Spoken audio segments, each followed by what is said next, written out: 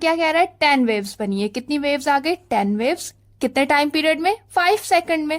अब हमने क्या फाइंड आउट करना है, फ्रीक्वेंसी फाइंड करनी है। तीन चीजें आ गई हमारे पास। अब इस क्वेश्चन की हमें नीड नहीं है। अब हमें पता है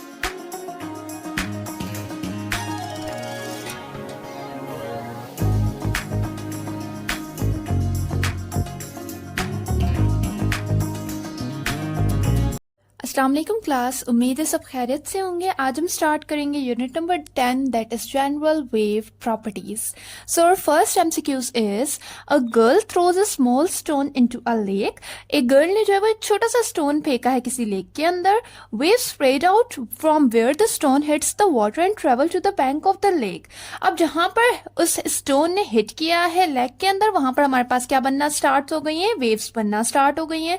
she notices that 10 waves reach the side of the pond in a time of 5 second. उसने देखा कि पॉन्ड के साइड में जो है वो 10 वेव्स पहुंची हैं कितने सेकंड में 5 सेकंड में। What is the frequency of waves. अब बताएं कि उन वेव्स की फ्रीक्वेंसी क्या होगी। अब हमारे पास सबसे पहले तो मैं क्या कहती हूँ, जो चीजें हमारे पास क्वेश्चन में दी गई हैं पहले तो आप उन्हें निकाल लिया करें, फिर इस बड़ी क्वेश्चन की ना आपको टेंशन नहीं रहेगी। अब जैसे हमारे पास यहाँ पर क्या कह रहा है 10 वेव्स बनी है। कितनी वेव्स आ गई 10 वेव्स। कितने टाइम पीरियड में 5 सेकंड में। अब हमने क्या फाइंड आउट करना है, फ्रीक्वेंसी फाइंड करनी है। तीन चीजें आ गई हमारे पास। अब इस क्वेश्चन की हमें नीड नहीं है।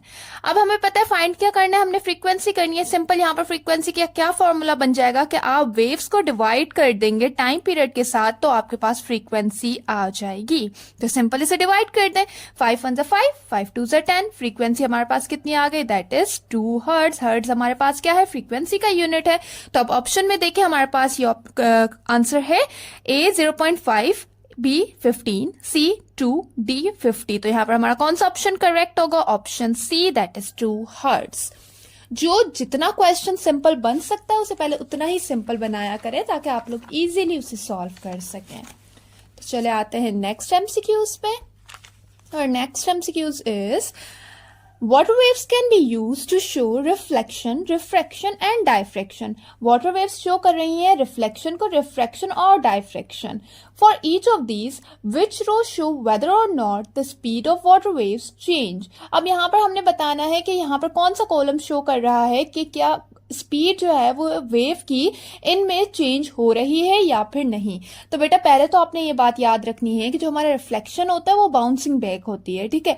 अब यहाँ पर हमारी जो स्पीड होती है वो चेंज नहीं होती, जबकि जो हमारी रिफ्रैक्शन होती है उसमें जब हम किसी एक ऑब्जेक्ट से दूसरे ऑब्जेक्ट में जा रहे होते तो वहां पर वेव्स की स्पीड चेंज होती है। जबकि डायफ्रैक्शन में सिंपल हमारे पास दो ऑब्स्टेकल्स रखे हुए होते हैं, वहां से वेव को पास होना होता है तो वहां पर भी हमारी स्पीड चेंज नहीं होती। जस्ट हमारी स्पीड कहां पर चेंज होती है, रिफ्रैक्शन में चेंज होती है। तो अब देखेंगे हमारे यहां पर कौन सा कॉलम करेक्ट है। ए यस, रिफ्लेक्शन में चेंज होती है, रिफ्रैक्शन में भी होती है, डायफ्रैक्शन में भी होती है। तो ये हमारा पास जो है वो रॉन्ग है। बी कह रहा है कि यहां पर भी होती है, यहां नहीं होती, यहां पर भी होती है, ये भी गलत है। सी हमारा कह रहा है कि रिफ्लेक्शन में चेंज नहीं होती, रिफ्रैक्शन में होती है और डायफ्रैक्शन में भी नहीं होती। तो यहां पर हमारा कौन सा ऑप्शन करेक्ट होगा, ऑप्शन सी। ठीक हो गया। Then the diagram show water waves that moves more slowly after passing into a shallow water. कह रहे हैं कि यहाँ पर डायग्राम शो कर रहा है कि जब कोई वेव डीप वाटर से शैलो वाटर में गई है तो उसकी स्पीड स्लो हुई है। Which diagram shows what happens to the wave. कौन सा डायग्राम शो कर रहा है कि वेव के साथ क्या हुआ है।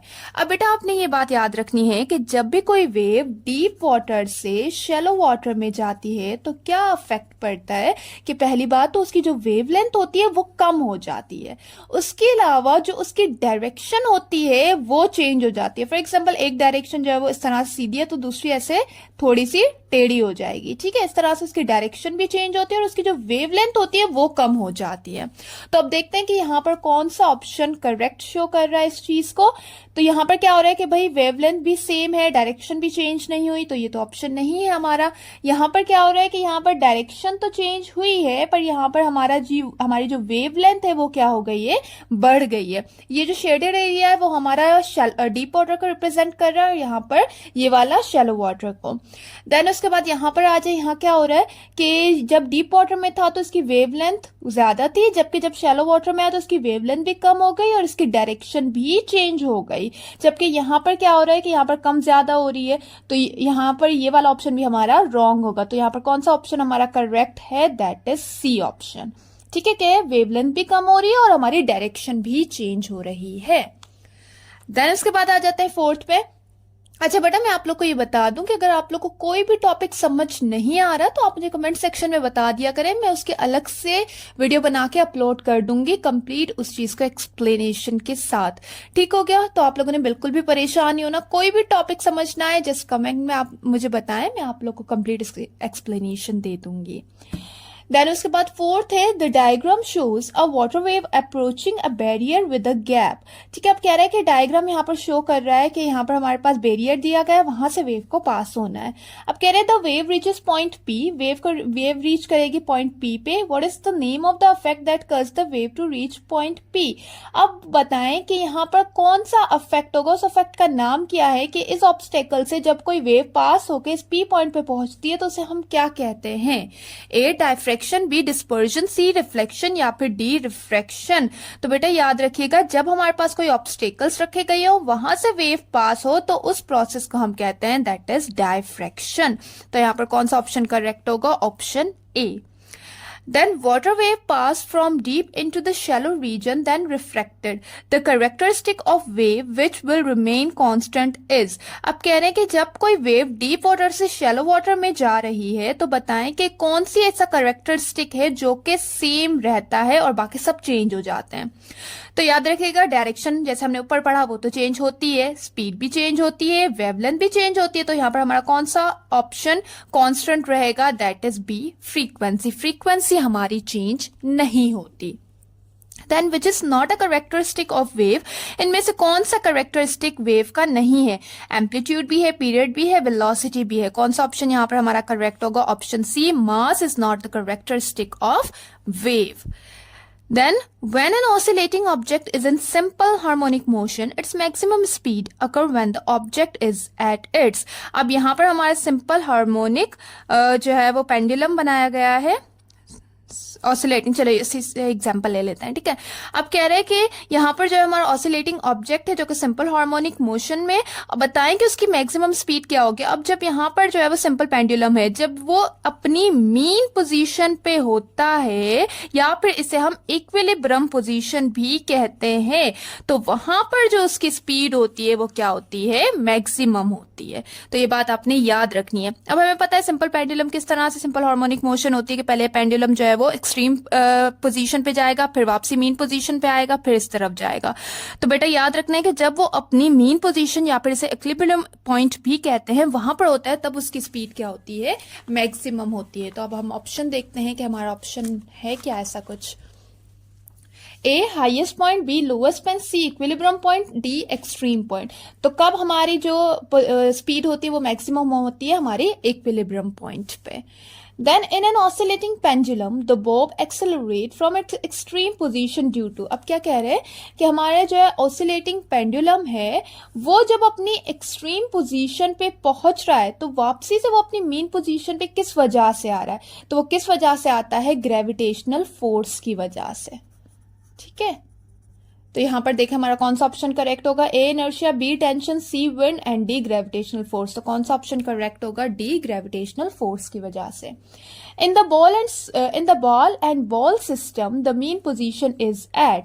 अब कह रहा है कि हमारा जो बॉल एंड बॉल सिस्टम होता है उसमें मीन पोजीशन कहां पर होती है, तो उसमें मीन पोजीशन हमारी कहां पर होती है, सेंटर ऑफ द बॉल पे। तो यहां पर हमारा कौन सा ऑप्शन करेक्ट होगा, A earth, B floor, C centre of ball या फिर एक्सट्रीम पोजीशन। तो कौन सा ऑप्शन करेक्ट होगा, सी सेंटर ऑफ बॉल। ये इसकी यहाँ पर एक्सट्रीम पोजीशन है, ये इसकी मीन पोजीशन है और हमेशा स्पीड कहां पर ज्यादा होती है, मीन पोजीशन पे। Then oscillator are damped due to the presence of. Oscillation कम होने लग जाती है किसकी प्रेजेंस की वजह से। जैसे फॉर एग्जांपल यहाँ पर अगर एक जो है बॉल इस तरह से मूव कर रहा है तो एक टाइम पीरियड में उसकी ऑसिलेशन क्या हो जाएगी, कम हो जाएगी। तो वो किस वजह से होती है? ए लीनियर मोशन की वजह से, बी रीस्टोरिंग फोर्स, सी फ्रिक्शनल फोर्स, या फिर डी मैकेनिकल फोर्स की वजह से। तो वो किस वजह से होती है? सी फ्रिक्शनल फोर्स की वजह से। इसकी एग्जांपल आप इससे भी ले सकते हैं, जैसे हम लोग जो है वो झूला झूलते हैं, बच्चों को जो झुलाया जाता है, तो जब आप एक बार उसे धक्का देते हैं फिर वो वापसी से जो है वो क्या करते हैं, आगे पीछे होता जाता है, ठीक है। अब एक टाइम पीरियड ऐसा आता है कि वो रुक जाता है, तो वो किसकी वजह से रुकता है? क्योंकि उसकी ऑसिलेशन कम हो जाती है, डैम्प हो जाती है। और डैम्प किस वजह से होती है? हमारी फ्रिक्शनल फोर्स की वजह से होती है। ठीक हो गया, यहाँ पर ये चैप्टर होता है हमारा खत्म। अच्छा, आप लोगों से रिक्वेस्ट है कि अगर अब तक आप लोगों ने मेरे चैनल को सब्सक्राइब नहीं किया तो काइंडली कर दीजिए, और अगर वीडियो पसंद आई हो तो उसे लाइक जरूर कीजिएगा। एंड फिर भी मैं कहूंगी, कोई भी प्रॉब्लम हो आप मुझे कमेंट सेक्शन में बताएं, आप लोग के हर प्रॉब्लम पे वीडियो अलग से अपलोड कर दी जाएगी। थैंक यू बेटा, खुदा हाफिज।